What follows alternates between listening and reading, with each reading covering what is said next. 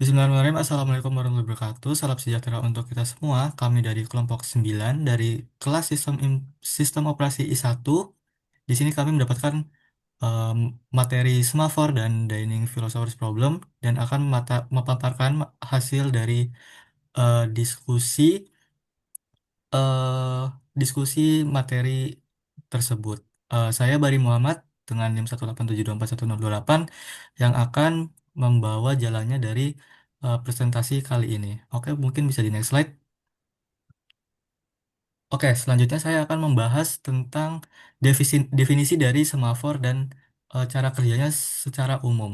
Jadi, semafor ini merupakan variabel integer non negatif yang dibagikan di antara berbagai thread. Jadi, semafor ini bekerja berdasarkan eh, sinyal, di mana sinyal itu didapatkan eh, di mana sebuah thread dapat diberi sinyal oleh thread lain. Nah, kita bisa lihat di sini visualisasi dari cara kerja semafor.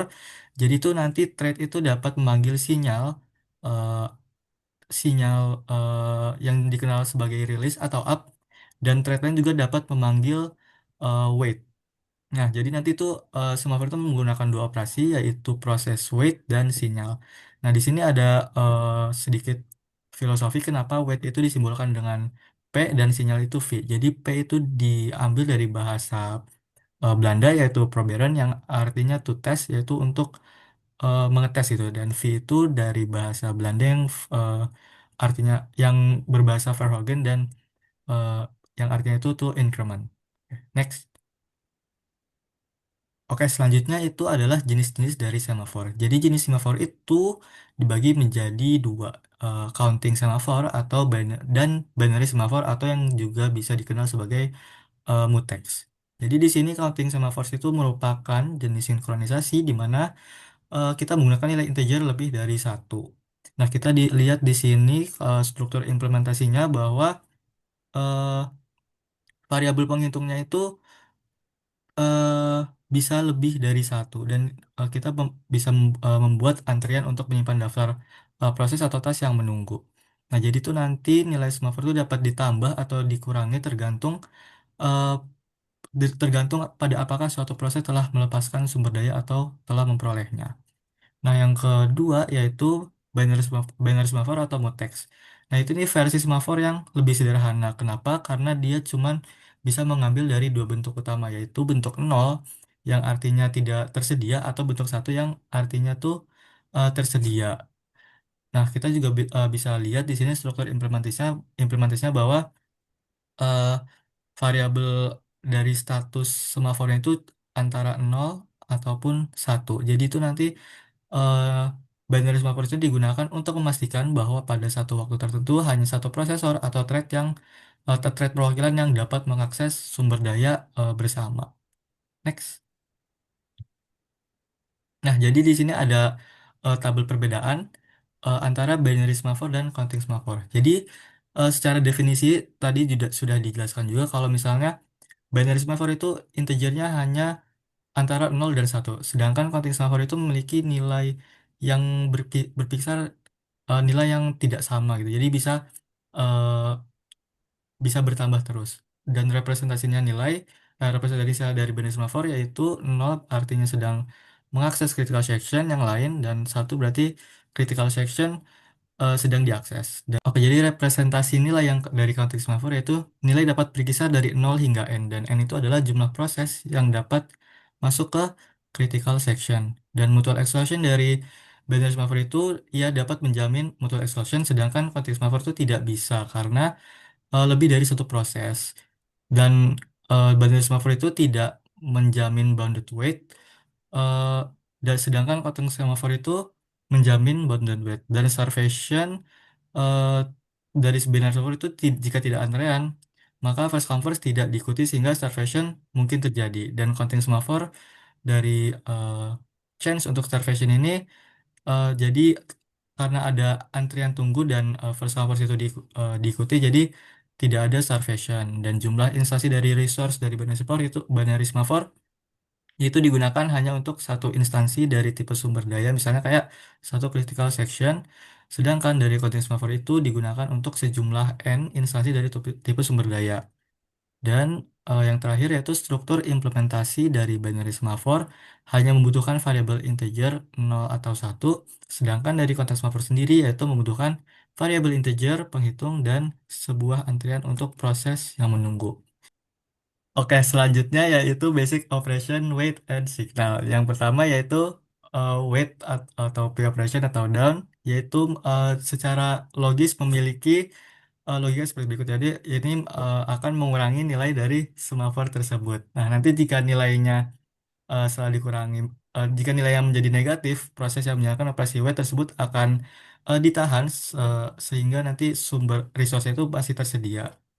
Nah, jadi nanti proses ini bakal dimasukin ke queue dari semafor. Nah, kita bisa lihat di sini contoh dari pseudocode-nya, di mana nanti S itu sebagai penunjuk dari struktur semafor dan semafor eh, nanti semafor semafor itu akan dikurangi nilainya. Nanti eh, akan dicek menggunakan if else memeriksa apakah proses itu perlu diblokir atau tidak. Nah, nanti jika nilainya negatif, berarti nanti kan resource-nya udah nggak tersedia ya.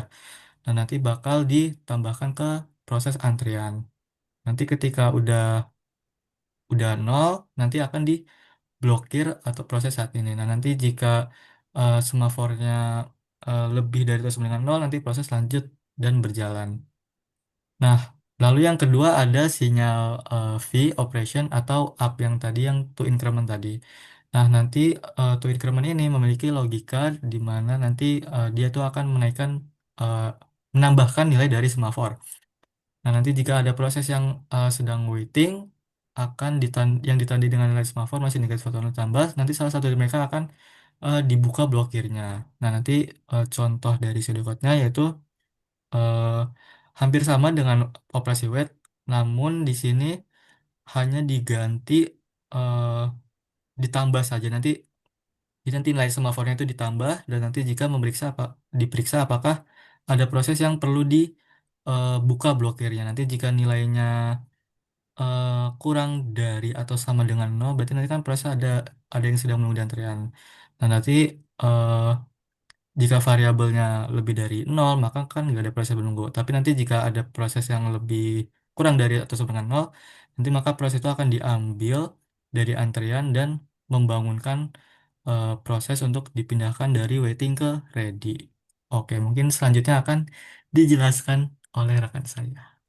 Baik, selanjutnya perkenalkan nama saya Valentino Kevin Diversen dengan NIM 187241041 dan saya akan menjelaskan bagian contoh implementasinya.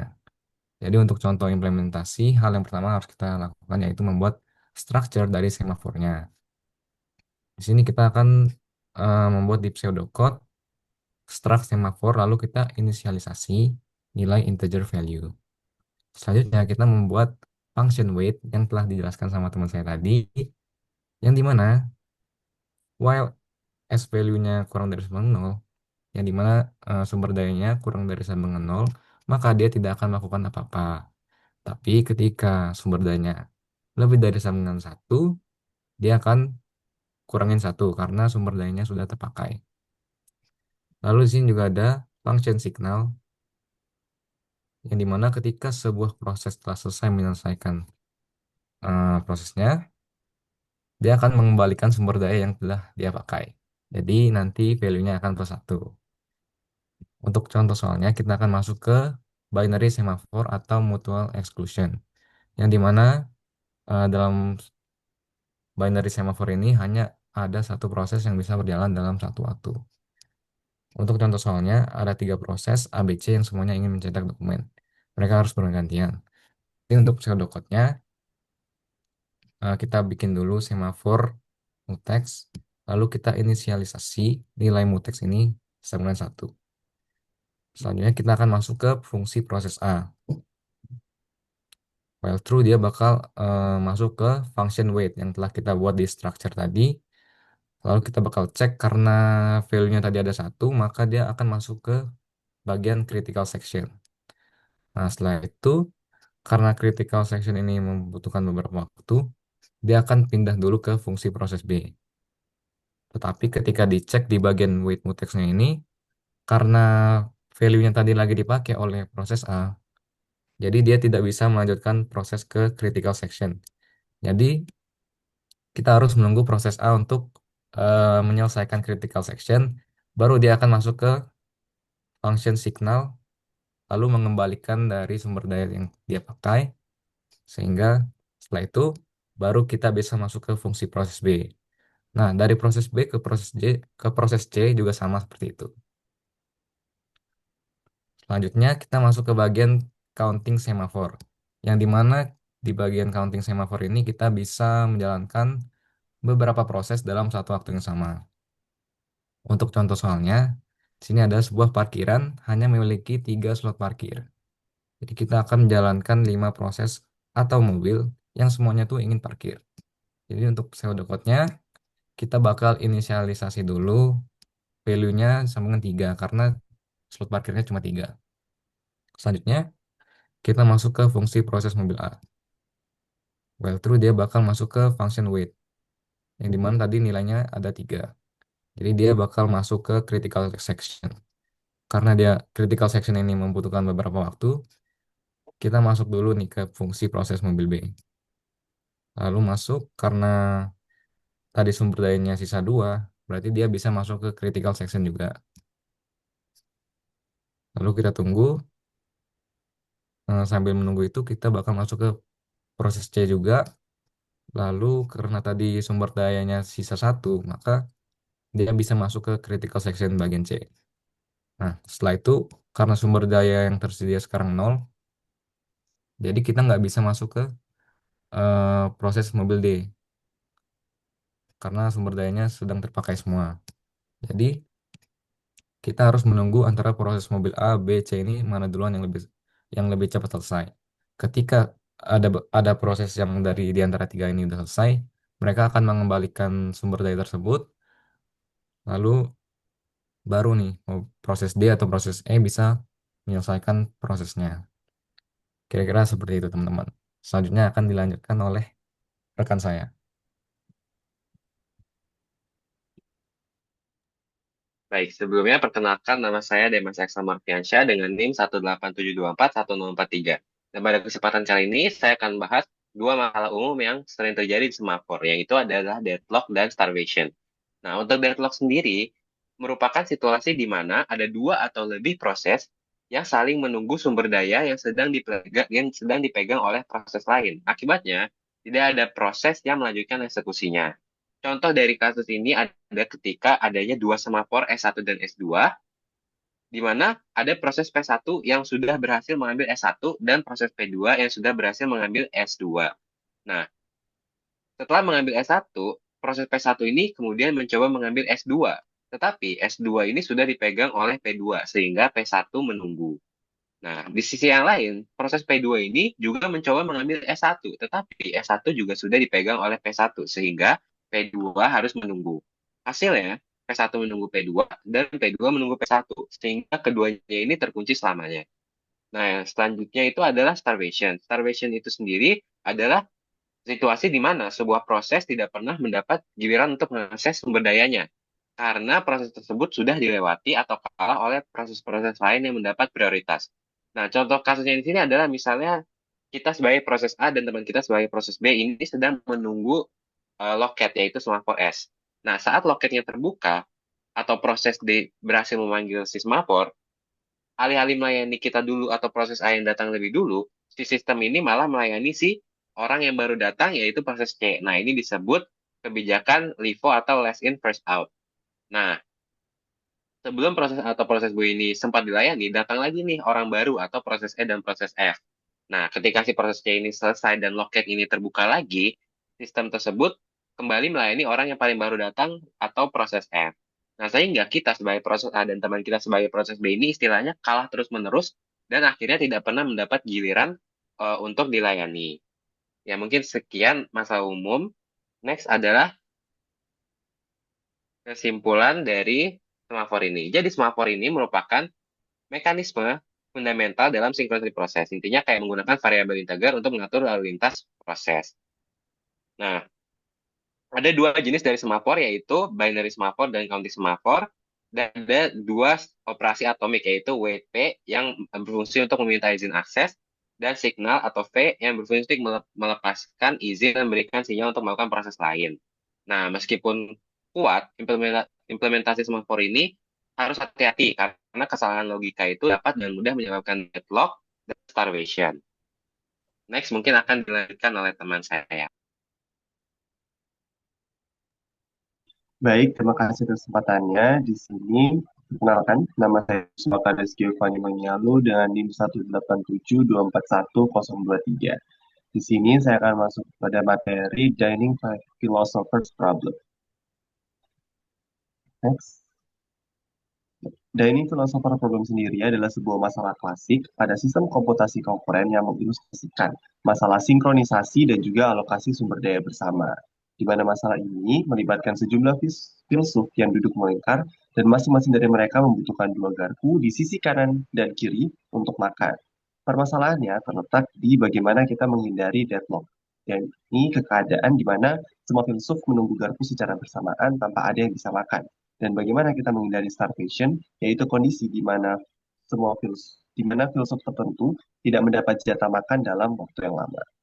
Terdapat tiga solusi terkenal untuk mengatasi masalah ini, yakni yang pertama solusi asimetrik, yaitu mengatur filsuf dengan nomor ganjil mengambil garpu kiri terlebih dahulu, sedangkan filsuf yang bernomor genap mengambil garpu kanan terlebih dahulu, sehingga nantinya menghilangkan siklus tunggu yang menjadi penyebab deadlock. Solusi yang kedua dari resource hierarchy atau penomoran sumber daya, yang dimana memberikan nomor unik kepada tiap garpu dan juga filsuf, dan mereka harus mengambil garpu dengan nomor lebih rendah terlebih dahulu baru yang lebih tinggi. Ini dapat mencegah deadlock dengan aturan pengambilan yang berurutan.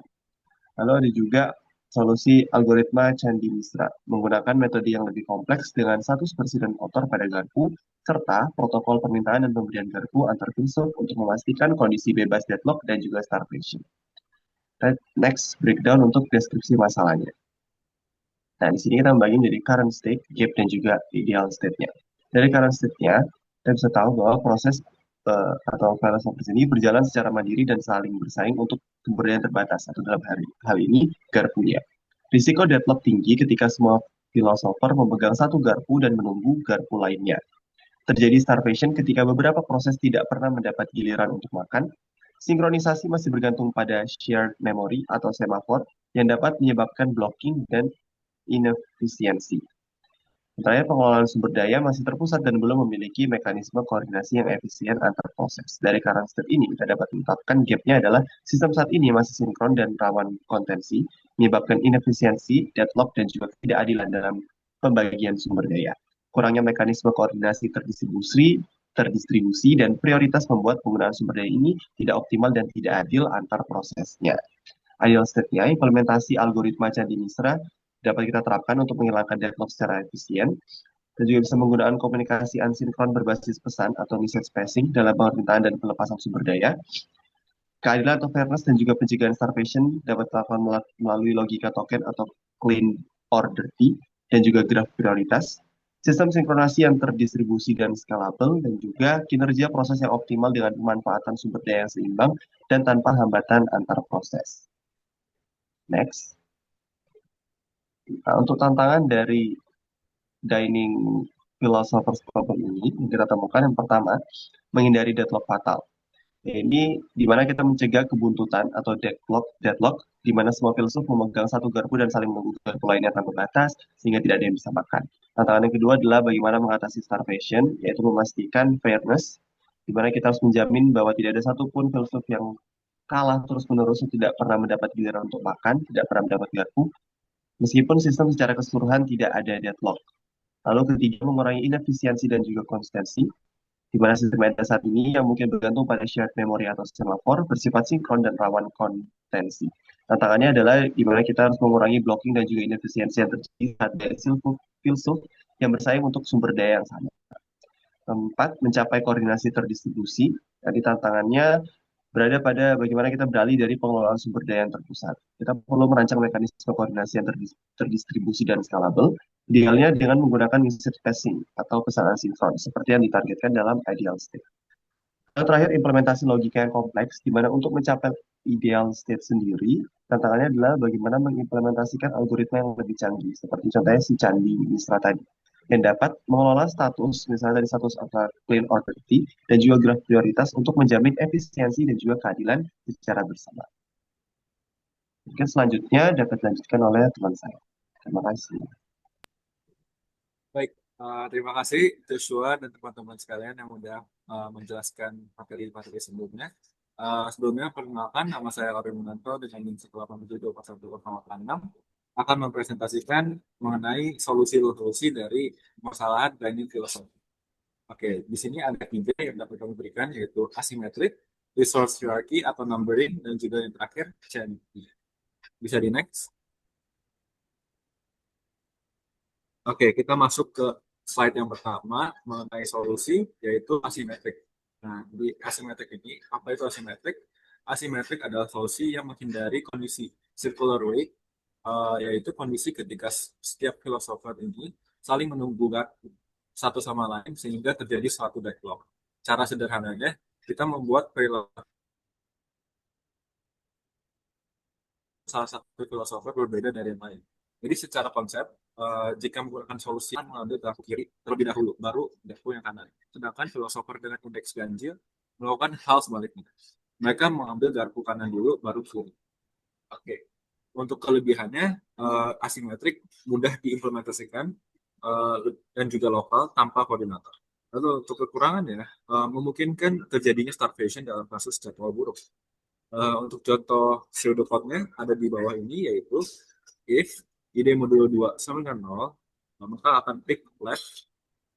Jika tidak, akan pick right juga. Lalu else akan pick right dulu, baru pick left. Next. Oke, ini untuk analisis SWOT asimetriknya. Untuk strike-nya, ada mencegah deadlock secara sederhana dengan hanya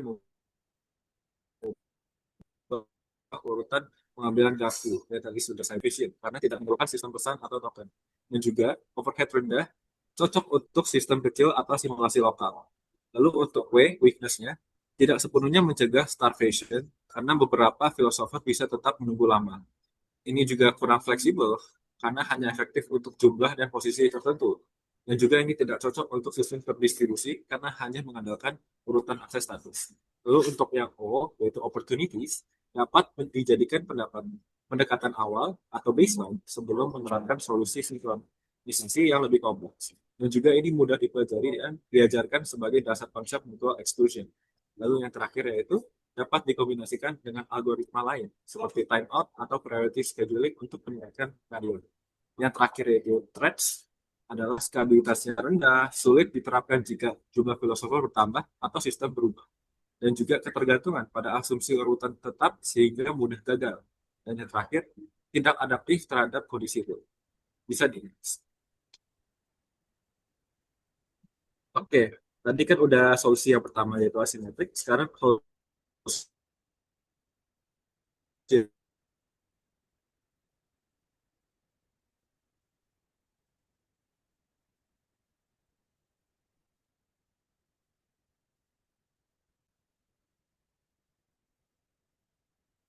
itu resource hierarchy atau numbering. Jadi definisi atau prioritas pada sumber daya urutan yang teratur. Jadi secara dulu, lalu nomor yang lebih besar. Atau bisa dibilang order ini lebih deterministik, mudah dibuktikan, dan juga mencegah deadlock. Namun untuk kekurangannya, ini itu membutuhkan global ordering, tidak selalu praktis di sistem terdistribusi dinamis. Next. Baik, selanjutnya terkait Oke, dengan analisis SWOT, Resource Hierarchy Numbering. Sebelumnya perkenalkan, nama saya Gera Firandra dengan NIM 187241047. Jadi, pada saat ini kita ngelihat terkait dengan analisis untuk metode Resource Hierarchy atau Numbering. Jadi, di bagian strength ini, metode ini menghilangkan terkait dengan deadlock sepenuhnya, karena setiap filosofer wajib mengambil garpu berdasarkan nomor-nomor tertentu. Konsep sederhana, deterministik dan tidak memerlukan komunikasi antar proses. Namun di sini pada weakness, pendekatan ini justru kurang efisien karena proses tetap harus mengikuti urutan yang tertentu meskipun garpu sudah tersedia. Untuk opportunity atau pulangnya sendiri, metode ini bisa dijadikan dasar perancangan aktivitas operating system maupun database khususnya dalam hal sumber dayanya. Lalu untuk ancamannya sendiri atau threats, metode ini tidak fleksibel. Jika urutannya berubah, maka seluruh sistem harus disesuaikan ulang. Next, lanjut ke Candi Misra. Nah, terkait dengan Candi Misra sendiri adalah algoritma untuk menyelesaikan Dunning Philosophers di sistem distribusi menggunakan pesan dan token seperti layaknya Boolean, yaitu tapi beda di sini adalah clean ataupun dirty. Nah, terkait dengan Candi Misra ini, masalah intinya adalah terdapat pada deadlock, starvation, dan perebutan terkait dengan sumber daya. Nah, Candi Misra ini menyelesaikan dengan menggunakan token garpu tadi, di mana setiap garpu itu memiliki status clean ataupun dari dirty, dan dimiliki oleh salah satu filsuf sebagai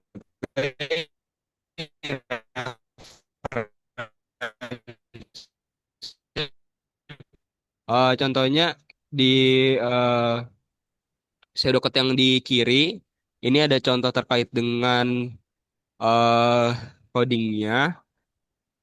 Jadi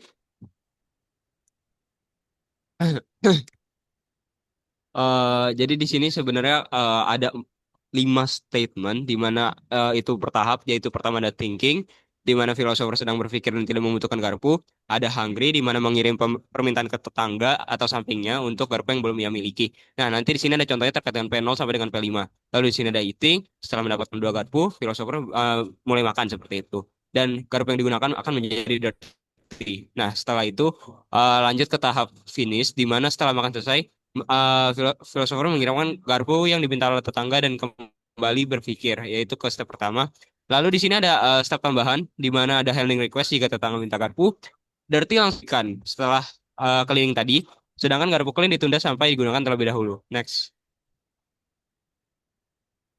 Berikut juga ada terkait dengan analisis dari Candi Misra, bisa di next. Implementasi terlebih dahulu. Jadi di sini tadi ada 4 statement di mana uh, sorry, sebelumnya sebelumnya eh, implementasi. Sebelum before. Oke, jadi di sini ada behavior yang bisa dilihat next. Nah, jadi di sini sistemnya pakai request and grant message, di mana ini juga diintegrasi sama status tadi clean atau dirty untuk memastikan tidak ada 2 orang yang makan bersama dengan garpu yang sama. Nah, di gambar yang sebelah kanan ini ada pokoknya arah-arah ini menunjukkan misal 3 ke 1, berarti satu yang memegang garpu ataupun token kayak gitu. Dan saat filsufnya makan, arah tersebut tidak berubah hingga ia selesai. Terus ini berganti sesuai sama permintaan tetangga tadi. Next, next. Lanjut ke analisis Candi Misra. Nah, jadi analisis terkait dengan SWOT Candi Misra sendiri uh, pada strength, yaitu algoritma ini bebas deadlock, enggak seperti yang tadi, karena menggunakan sistem token yang jelas. Namun pada weakness, itu implementasinya sangat kompleks karena harus mengatur pesan serta statusnya tadi yang mirip-mirip boolean, yaitu dirty atau clean, dan ada potensi terkait dengan starvation. Terkait dengan opportunities, algoritma ini bisa menjadi dasar mutual exclusion. eh, Contohnya kayak IoT sama sensor seperti itu. Dan algoritma ini juga bisa dikembangkan lebih lanjut, yaitu dengan pakai metode fault recovery. Sementara itu terkait dengan ancaman, itu meliputi seperti risiko keterlambatan jaringan, kehilangan pesan, atau sulit diuji karena sangat bergantung pada pesan dan kondisi runtime. Selanjutnya terkait dengan simulasi perilaku filsuf akan dijelaskan oleh teman saya. Oke, perkenalkan nama saya Ditra Angga Wiswardana dengan NIM 187241104. Tadi saya akan menjelaskan mengenai simulasi perilaku filsuf. Iya. Next. Jadi pada tahap pertama, semua filsuf belum mengambil garpu apapun. Jadi mereka semua hanya berpikir dan akan melanjut tahap kedua. Jadi pada tahap kedua mereka filsuf 1 mengambil garpu kiri. Jadi garpu utama akan digunakan oleh filsuf 1. Lalu selanjutnya dia akan bersiap untuk mengambil garpu kanan. Pada tahap ketiga, filsuf 1 mengambil garpu kanan. Garpu 2 digunakan. Setelah garpu kiri dipegang dan garpu kanan dipegang, maka filsuf 1 bisa makan. Lalu selanjutnya tahap keempat, karena garpu kiri atau garpu kedua yang digunakan oleh filsuf 1, maka filsuf 1 harus menunggu. Filsuf 2 harus menunggu garpu yang sedang digunakan oleh filsuf 1. Lalu pada tahap kelima, setelah filsuf 1 selesai makan, garpu 1 dan 2 bebas. Dan setelah bebas, filsuf 2 dapat makan karena dia akan mengambil garpu yang sudah selesai digunakan oleh filsuf 1. Lalu pada tahap ke-6, filsuf 2 mengambil garpu 2 dan 3 dan lalu dia akan makan, lalu dia akan makan. Selanjutnya tahap selanjutnya filsuf lainnya akan bergantian hingga semua filsuf dapat makan. Next. Lalu kesimpulannya adalah masalah dinding philosopher menunjukkan berapa pentingnya mengatur proses secara bersamaan agar tidak terjadi deadlock dan starvation saat beberapa proses menggunakan sumber daya yang terbatas. Dengan menggunakan semafor, strategi seperti asimetrik, resource hierarchy, serta candi misra, sistem dapat mengatur penggunaan sumber daya secara bergiliran dan adil. Hasil simulasi menunjukkan bahwa dengan menerapkan pengaturan yang tepat, semua proses dapat berjalan lancar tanpa saling menunggu terus-menerus. Next. Berikut merupakan referensi yang kami gunakan. Next. Sekian presentasi dari kami. Mohon maaf bila ada kata atau kalimat yang kami. Terima kasih.